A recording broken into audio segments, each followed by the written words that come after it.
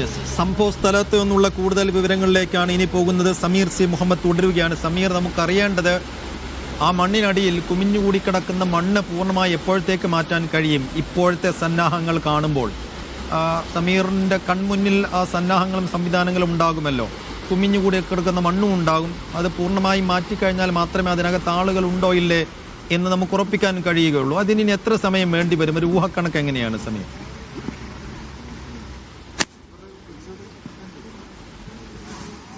സൈഫു, വളരെ വേഗത്തിലൊന്നും തന്നെ ഈ മണ്ണ് മാറ്റൽ നടപടി പൂർത്തിയാകില്ല. കാരണം അത്രയേറെ കണക്കിന് മണ്ണാണ് ഇവിടേക്ക് വന്നിരിക്കുന്നത്. വലിയ ഒരു കുത്തൊഴുക്കും അതോടൊപ്പം തന്നെ വലിയ രീതിയിലുള്ള മണ്ണിടിച്ചിലുമാണ് ഉണ്ടായിരിക്കുന്നത്. മുകൾ ഭാഗത്ത് ഇടയ്ക്കിടന്ന മണ്ണ് കൂടി ഉണ്ടായിരുന്നു. അതുകൊണ്ട് തന്നെ വലിയ രീതിയിലുള്ള മണ്ണാണ് താഴേക്ക് തെളിച്ചിരിക്കുന്നത്. ഇപ്പോൾ ഈ മീനാക്ഷി പാലത്തിന് മുന്നിലുള്ള മണ്ണ് നീക്കാനുള്ള നടപടികൾ ആരംഭിച്ചതിന് ഏറെ സമയമായി. പക്ഷേ അത് പൂർത്തീകരിക്കാൻ കഴിഞ്ഞില്ല. അത്തരത്തിലുള്ള വളരെ സമഗ്രമായ ഒരു ദൗത്യമാണ് തുടരുന്നത്. മാത്രമല്ല യെസ്, റേഞ്ച് ഇഷ്യൂസ് ഉണ്ട് അവിടെ എന്ന് മനസ്സിലാക്കുകയാണ്. ആ സ്പോട്ടിൽ നിന്നുള്ള കൂടുതൽ അപ്ഡേറ്റുകളാണ് നിലവിൽ സമീർ സി മുഹമ്മദ് നൽകിക്കൊണ്ടിരിക്കുന്നത്. ഇതുമായി ബന്ധപ്പെട്ട കൂടുതൽ വാർത്തകളിലേക്ക് തന്നെ പോവുകയാണ്. വയനാട് കള്ളാടി തുരങ്ക നിർമ്മാണ സ്ഥലത്ത് നിന്ന് മണ്ണ് നീക്കാൻ കഴിഞ്ഞ മാസം വയനാട് ജില്ലാ കലക്ടർ ജൂൺ 20 നൽകിയ ഉത്തരവ് പുറത്തു വന്നിരിക്കുന്നു. തുരങ്കപാത നിർമ്മാണ ഏജൻസിയായ കൊങ്കൺ റെയിൽവേക്കാണ് നിർദ്ദേശം നൽകിയിരുന്നത്. കാലവർഷം ആരംഭിച്ച സാഹചര്യത്തിൽ മണ്ണ് കൂട്ടിയിട്ടത് മൂലം മണ്ണിടിച്ചിലിന് സാധ്യതയുണ്ടെന്നും ജനങ്ങളുടെ ജീവനും സ്വത്തിനും ഭീഷണി ഉണ്ടെന്നും ആ ഉത്തരവിലുണ്ടായിരുന്നു. എന്നാൽ കൊങ്കൺ റെയിൽവേ അധികൃതർ ഉത്തരവ് ഗൗനിച്ചതേയില്ല. സൈഫ് സൈനുലാബ്ദീൻ വിശദാംശങ്ങളുമായി. സൈഫ്, പൊതുമരാമത്ത് വകുപ്പ് മന്ത്രി തന്നെ നേരത്തെ അക്കാര്യം സൂചിപ്പിക്കുന്നുണ്ടായിരുന്നു. ഇപ്പോൾ കൊങ്കൺ റെയിൽവേ കമ്പനിക്ക് ഇവിടുത്തെ ഒരു നിലവിലുള്ള അവസ്ഥ വെച്ച് വേഗത്തിൽ അക്കാര്യത്തിലൊരു തീരുമാനം ഉണ്ടാക്കണമെന്ന് ആവശ്യപ്പെട്ട് കത്ത് നൽകിയിരുന്നെങ്കിലും എന്തുകൊണ്ടാണ് അവർ അത് ഗൗനിച്ചത്, കേൾക്കാതെ പോയതെന്ന് സംബന്ധിച്ച് എന്തെങ്കിലും വിവരങ്ങളുണ്ടോ?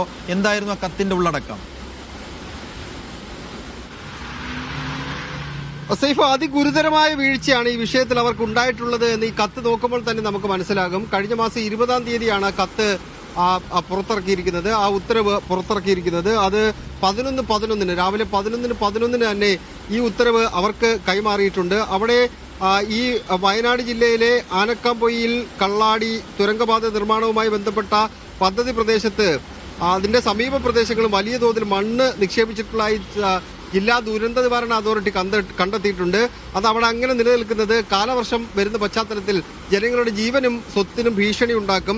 മണ്ണിടിച്ചിലും മണ്ണൊലിപ്പും ചെളിയൊഴുക്ക് എന്നിവ ഉണ്ടാകുന്നതിനുള്ള സാധ്യതകൾ നിലനിൽക്കുന്നുണ്ട്. അതുകൊണ്ട് അടിയന്തരമായി വിഷയത്തിൽ ഇടപെട്ടുകൊണ്ട് അതിനകത്ത് ആവശ്യമായ ക്രമീകരണങ്ങൾ ഒരുക്കാൻ വേണ്ടി ഈ വയനാട് തുരങ്കപാതയുടെ നിർമ്മാണ ചുമതലയുള്ള ആൾക്കാർ ഇടപെടണം എന്നുള്ളതാണ് ദുരന്ത നിവാരണ നിയമം 2005 സെക്ഷൻ 33(3)(4) പ്രകാരം കർശനമായ നിർദ്ദേശം നൽകുന്നു എന്നുള്ളതാണ് ആ ഉത്തരവിൽ പറഞ്ഞിരുന്നത്. അതായത് അടിയന്തര ശ്രദ്ധ അതിനകത്ത് വേണം, ഇല്ലെങ്കിൽ ജനങ്ങളുടെ സ്വത്തിനും ജീവനും ഭീഷണി ഉണ്ടാകും. ആ രീതിയിലാണ് അവിടെ മണ്ണ് കെട്ടിക്കിടക്കുന്നത്. കാലവർഷമായതിനാൽ അവിടെ പ്രശ്നങ്ങൾ ഉണ്ടാകാനുള്ള സാധ്യതയുണ്ട് എന്നുള്ള കൃത്യമായ മുന്നറിയിപ്പ് നേരത്തെ തന്നെ ഇതിന്റെ നിർമ്മാണ ചുമതലയുള്ള കൊങ്കൺ റെയിൽവേക്ക് കൈമാറിയിരുന്നു. പക്ഷേ ഒരു തരത്തിലുള്ള ഇടപെടലുകൾ അവരുടെ ഭാഗത്ത് നിന്ന് ഈ വിഷയത്തിൽ ഉണ്ടായിട്ടില്ല. അവരുടെ ഒരു വിശദീകരണം നമുക്ക് ഇതുവരെ കിട്ടിയിട്ടില്ല.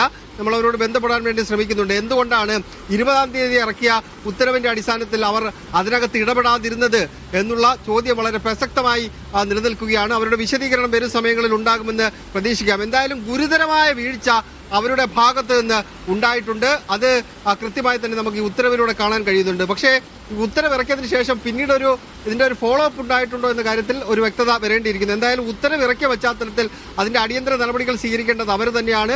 അതിന് അവർ തയ്യാറായിട്ടില്ല. അതാണ് ഇപ്പോഴുണ്ടായ ഈ ദുരന്തത്തിന് പ്രധാനപ്പെട്ട കാരണമായി നമുക്ക് മനസ്സിലാക്കിയെടുക്കാൻ കഴിയുന്നത്. സൈഫ്, യെസ്, നിർമ്മാണ കമ്പനിയായ കൊങ്കൺ റെയിൽവേയുടെ ഭാഗത്ത് അതിഗുരുതരമായ വീഴ്ച ഉണ്ടായി എന്ന് തെളിയിക്കുന്ന ഒരു രേഖയാണ് ഇപ്പോൾ പുറത്തു വന്നിരിക്കുന്നത്. എന്ന് വെച്ചാൽ ആ കൂട്ടിയിട്ടിരിക്കുന്ന മണ്ണ് അവിടെ നിന്ന് വേഗത്തിൽ മാറ്റണം. മഴ വരികയാണ്, കാലവർഷം വരികയാണ്, അല്ലെങ്കിൽ തന്നെ മണ്ണിടിച്ചിലിന് സാധ്യതയുള്ളൊരു സ്പോട്ടാണ്. സ്വാഭാവികമായും മഴ കൂടുതലായി കഴിഞ്ഞാൽ ആ മണ്ണ് കുത്തിയൊലിച്ചിറങ്ങി വരും. അതുകൊണ്ട് വേഗത്തിൽ ആ മണ്ണ് അവിടെ നിന്ന് മാറ്റണം എന്ന് നിർമ്മാണ കമ്പനിയോട് ആവശ്യപ്പെട്ടതാണ്. പക്ഷേ ആ ആവശ്യം അവഗണിക്കുകയാണ് കമ്പനി ചെയ്തത്. ഇപ്പോൾ ആ കത്ത് പുറത്തു വരുമ്പോൾ എത്ര വലിയ വീഴ്ച കമ്പനിയുടെ ഭാഗത്തുണ്ടായി എന്ന് സ്ഥിരീകരിക്കപ്പെടുകയാണ്. കലക്ടറുടെ ഉത്തരവ് പാലിച്ചില്ല കമ്പനി എന്ന വിവരങ്ങളാണ് പുറത്തു വരുന്നത്.